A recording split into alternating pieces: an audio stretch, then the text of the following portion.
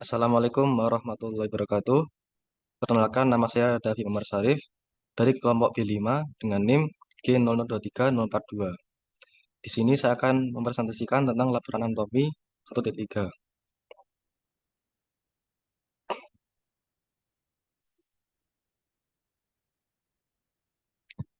Jadi ada satu skenario. Yang pertama yaitu Denis adalah seseorang siswa SMA yang baru saja ditolak cintanya.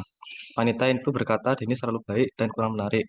Sebagaimana semboyan New Year New Me, Denis selalu berencana diet dan nge-gym dari awal tahun 2024. Dennis sangat ingin punya perut yang six-pack. Lalu Dennis bertanya kepada Anda. Anda adalah Adit, temannya Dennis. Sebagai seorang teman yang baik, Anda harus menjelaskan kepada Dennis tentang dasar-dasar anatomi sistem otot di perut yang membentuk six-pack.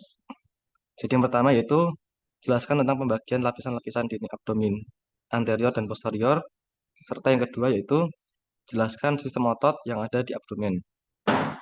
Jadi pada kesempatan ini mungkin saya akan gabung keduanya dalam berikut. Jadi yang pertama tentang dinding abdomen anterior. Yang pertama adalah fascia superficialis. Dia ini memiliki lapisan yang berbeda di antara lapisan-lapisan di atas umbilikus dan di bawah umbilikus. Jadi di sebelah sini superficial, ini juga. Kemudian di superior umbilikus, fascia superficialis hanya terdiri dari jaringan subkutan yang tetap konsisten dengan lapisannya. Namun, di inferior dari umbilikus, pada bagian terdalam dari jaringan subkutan, dia ini diperkuat oleh banyak serat elastis dan kolagen, sehingga memiliki dua lapisan, yaitu fascia Camper sebelah sini dan fascia Scarpa sebelah bawah. Fascia Camper sendiri, dia ini ketebalannya bervariasi dan merupakan situs utama penyimpanan lemak. Bisa dilihat di sini, dia ini terdapat lemak. Kemudian fascia Scarpa, dia ini adalah lapisan membranosa yang tipis, yang berisi sedikit atau tanpa lemak sama sekali.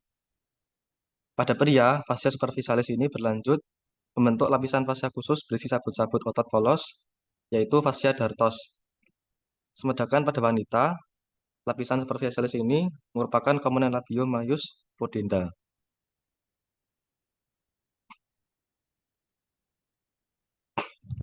Kemudian berlanjut, yaitu fascia profunda.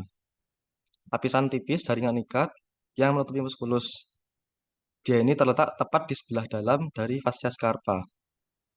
Jadi sebelah sini fascia profunda.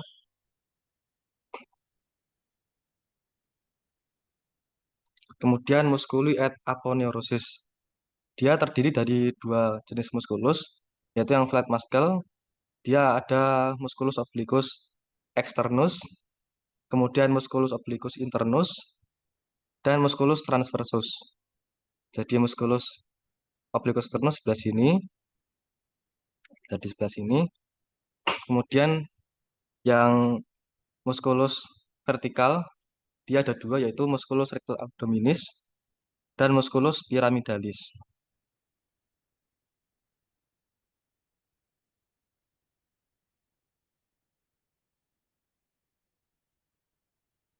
Kemudian ada fascia transversalis. Dia ini merupakan kelanjutan dari fascia profundus yang memagari kavitas abdominalis dan berlanjut ke dalam kavitas pelvis. Dia ini terlihat pada bagian dalam dari musculus transversus abdominis. Jadi sebelah sini musculus fascia transversalis.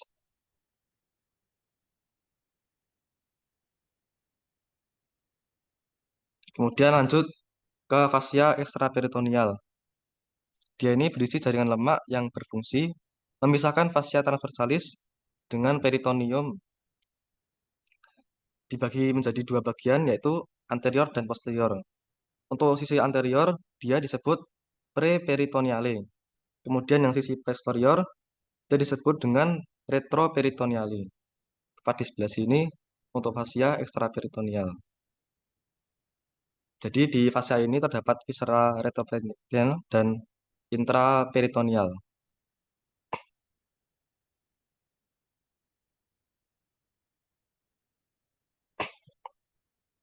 Kemudian lanjut ke lapisan peritoneum parietal. Dia ini peritoneum dibagi menjadi dua, yaitu peritoneum parietal dan peritoneum visceral. Jadi yang sebelah sini parietal peritoneum. Kemudian juga ada cavum peritone. Dia ada pertama yaitu cavum peritone mayor, cavum peritone minor, dan foramen epiploica winslowi.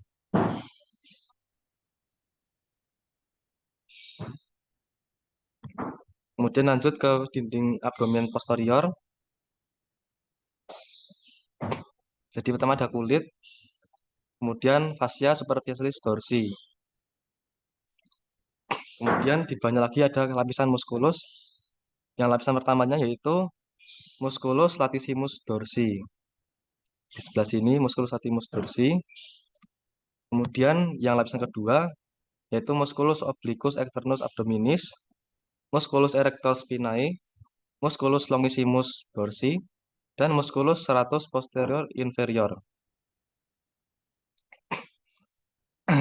Kemudian lapisan ketiganya yaitu musculus multifidus, musculus interspinalis, dan musculus obliquus internus abdominis.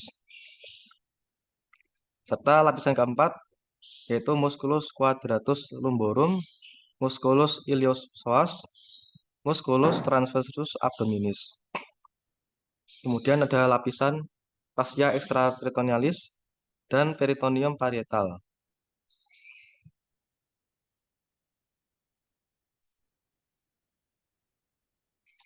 Kemudian lanjut ke skenario kedua, ada seorang pria yang datang ke poli bedah umum karena mendapat rujukan dari puskesmas. Dia mengeluh sudah 2 minggu ini sulit untuk buang air besar, sakit, dan ada perasaan mengganjal di anusnya. Dokter umum puskesmas mendiagnosis pasien dengan hemoroid grade 2. Kemudian soalnya itu jelaskan tentang anatomi rectum proprium, serta jelaskan tentang anatomi kanalis analis, meliputi segmen-segmen dari anus, struktur permukaan, dan otot-otot dari kanalis analis. Serta yang terakhir, yaitu jelaskan tentang neurovaskularisasi di bagian rektum dan anus.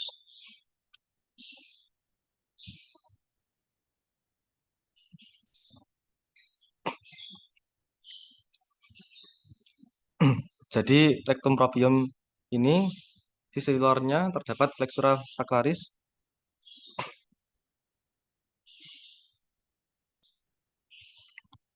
Di luarnya terdapat flexura sacralis dan flexura peritonealis atau flexura anorektal kolon yang berbentuk huruf S jika dilihat dari sisi lateral. Flexura anorektal membantu menjaga kontinensi tinja melalui tonus otot puborektalis. Itu bagian dari levator ani. Saat deviaksi, flexura menjadi tegak dan tinja bergerak ke anal kanal. Sisi dalamnya yaitu tunika mukosa terdapat lipatan-lipatan transversal yang disebut plicae transversalis recti atau Houston.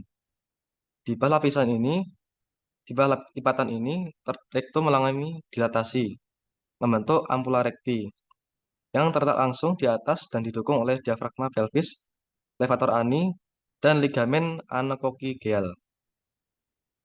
Ampula recti memiliki kemampuan untuk berelaksasi karena fungsinya untuk menerima dan menahan akumulasi massa tinja sampai dikeluarkan saat buang air besar. Hal ini menjadikan ampula recti sebagai elemen penting lain yang mempertahankan kontinensi tinja. Zona transisi dari rektum ke kanalis analis ditandai oleh linea anorektalis atau anorektalis junction. Area ini dicirikan dengan adanya perubahan dari plicae transversalis recti menjadi plicae longitudinal anal kanal.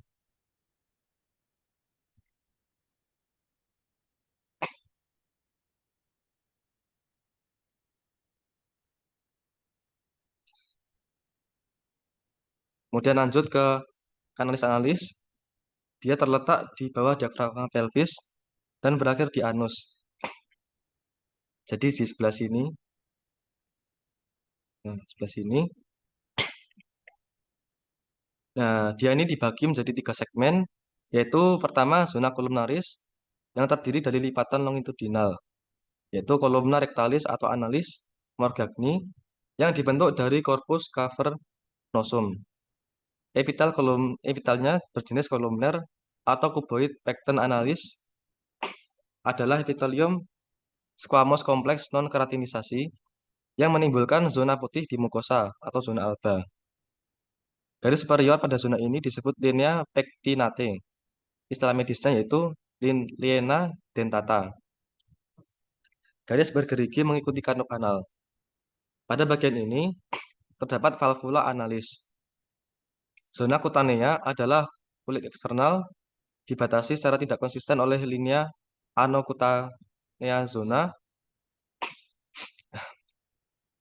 Zona hemoroidalis adalah tempat yang mungkin terjadinya benjolan hemoroid karena pelebaran vena hemoroidalis. Internal hemoroid terjadi di atas linea pectinate, sedangkan eksternal hemoroid terjadi di bawah linea pectinate. Kemudian pada permukaan dalam dijumpai yaitu arteri kolumna rectalis atau analis Morgagni merupakan 5-10 lipatan tunika mukosa longitudinal karena adanya anastomos arteri dan vena cabang. Vena cabang-cabang dari pars intramuscularis arteri rectalis superior. Yang B, valvulae analis, dia merupakan pelipatan mukosa yang menghubungkan tiap dua kolumna pada bagian kaudal. Yang C, sinus rectalis merupakan cekungan di antara valvulae analis. Jadi kemudian untuk otot-otot sphincter, yang pertama dia ada musculus sphincter ani interus. Sebelah sini otot polos, jenis otot polos dia. Kemudian musculus corrugator ani juga otot polos.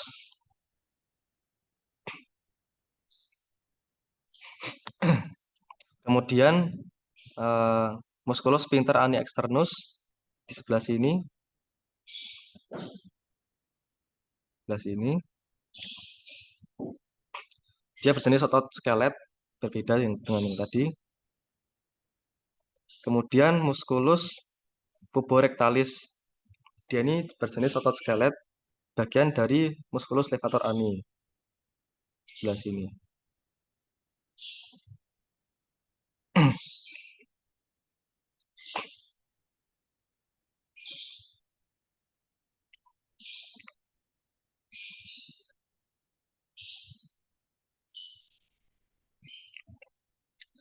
Kemudian untuk neurovascularisasi dari rektum sampai anus. Jadi ini adalah gambar dari arterinya. Dia pertama adalah arteri rectalis superior, cabang dari arteria mesenterica inferior. Di sebelah sini, Lalu adalah arteri rectalis media, sebelah sini. Dia cabang dari arteri iliaca interna. Kemudian arteri rectalis inferior, sebelah sini. Dia ada cabang dari sama seperti yang media. Dia adalah cabang dari arteri iliaca interna.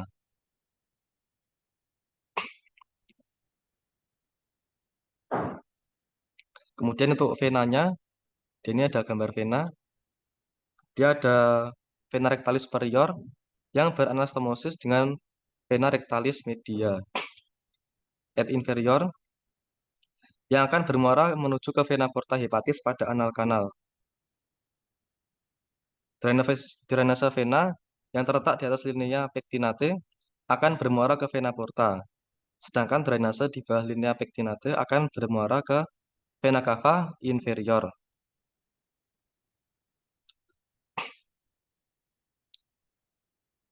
Jadi sebelah sini rectalis superior yang ini untuk iliaca interna di sebelah sini, yang media sebelah sini rectalis media. Kemudian vena rectalis superior tadi inferior di sebelah sini. Kemudian untuk inervasinya dia secara simpatis oleh nervus plano lumbalis. Ini untuk keseluruhannya. Kemudian parasimpatisnya yaitu nervus plahnici pelvici atau N. erigentes. Rektum bagian kaudalnya juga mendapat inervasi dari cabang plexus sacralis yaitu nervus pudendus yang disebut nervus hemorrhoidalis inferior.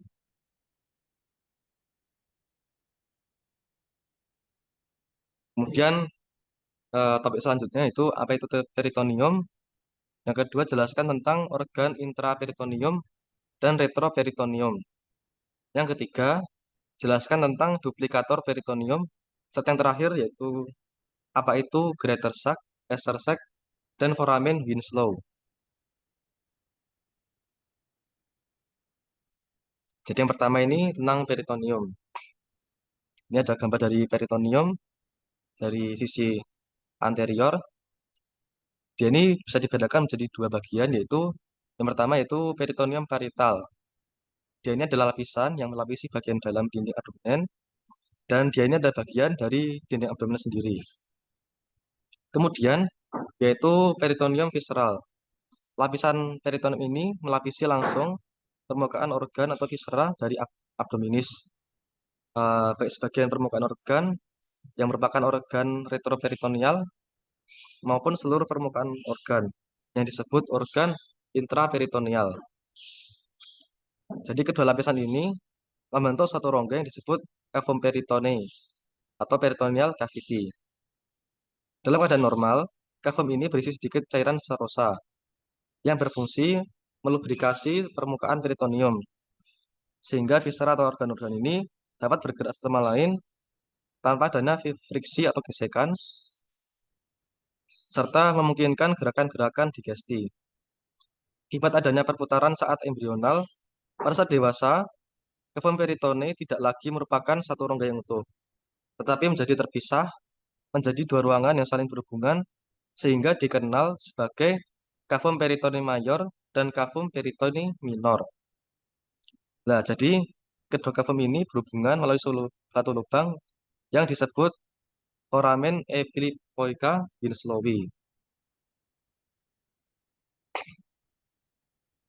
Jadi sebelah sini Winslowi, sebelah sini.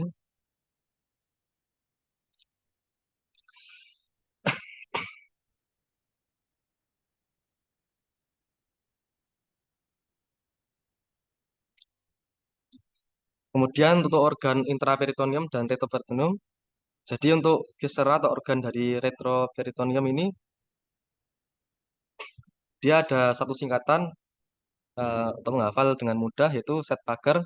Jadi S ini adalah suprarenal gland, A-nya adalah aorta, D-nya adalah duodenum kecuali bagian pars superior, P adalah pankreas kecuali bagian kaudanya, kemudian U ureter, C yaitu colon ascendens et descendens, K itu kidney atau ginjal, kemudian E esophagus, dan R adalah rectum. Nah, kemudian untuk organ intraperitoneum, dia adalah organ selain dari yang sudah disebutkan seperti ini, yaitu gaster, duodenum pars superior, jejunum, ileum, appendix vermiformis, colon strafusum, colon sigmoideum, cauda pankreas, lien, serta hepar.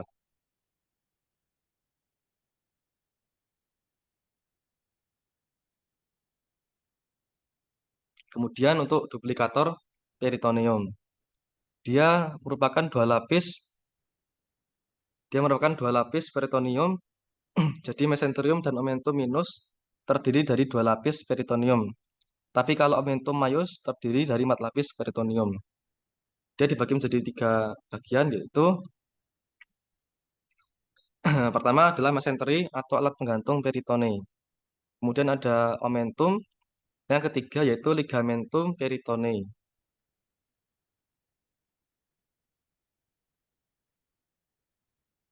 Jadi yang pertama yaitu mesenterium. Dia berfungsi melekatkan viscera intraperitoneal ke dinding abdomen posterior. Contohnya di kolon dia menjadi mesokolon. Yaitu kedua intestinum tenue dia menjadi mesenterium. Kemudian untuk appendix dia disebut mesoappendix atau mesenteriolum. Jadi mesenterium di sebelah sini ya. Yang kedua itu momentum. Dia ini membentang dari gaster dan proksimal duodenum yang berfungsi untuk melekatkan viscera intraperitoneal. Dia dibagi menjadi dua jenis. Yang pertama yaitu omentum maius. Di sebelah sini dia berbentuk seperti tirai dan disusun dari 4 ligamentum. Yang pertama yaitu ligamentum gastroperenica yang hubungan gaster dengan spleen, kemudian gastrosplenica hubungan gaster dengan spleen, kemudian gastrokolika dan ligamen splenorenal. Kemudian untuk omentum minus, dia sebelah sini, sebelahnya gaster, dia disusun dari dua ligamentum, yaitu ligamentum hepatoduodenal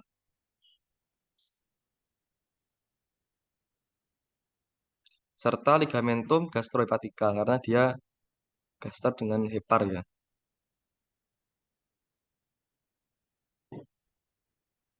Kemudian lanjut ke ligamentum peritone.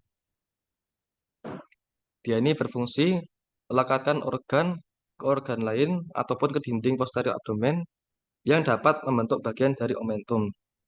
Jadi disusun oleh beberapa ligamen yaitu di bagian hepar dia ada 3 yaitu ligamen falciform hepatis di sebelah sini kelihatan. Kemudian ligamentum hepatoduodenal tidak kelihatan. Kemudian ligamen gastrohepatica. Kemudian di bagian gaster dia juga ada 3 yaitu ligamentum gastroprenica, ligamentum gastrosplenica, dan ligamentum gastrokolika.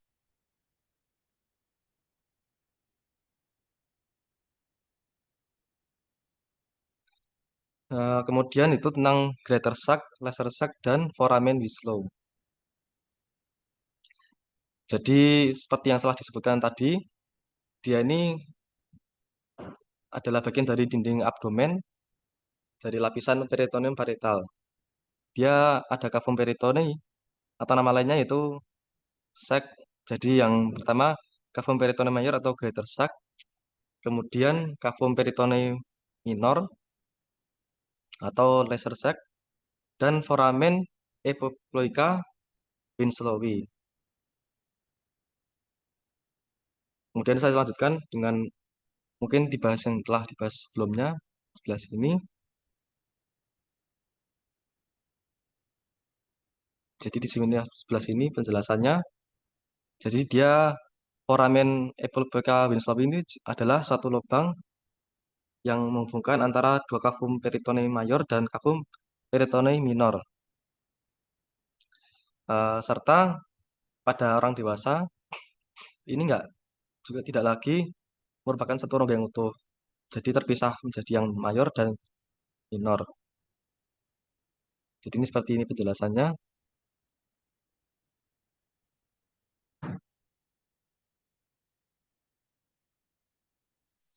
Nah, baik-baik, terima kasih. Mungkin ini saja dari saya.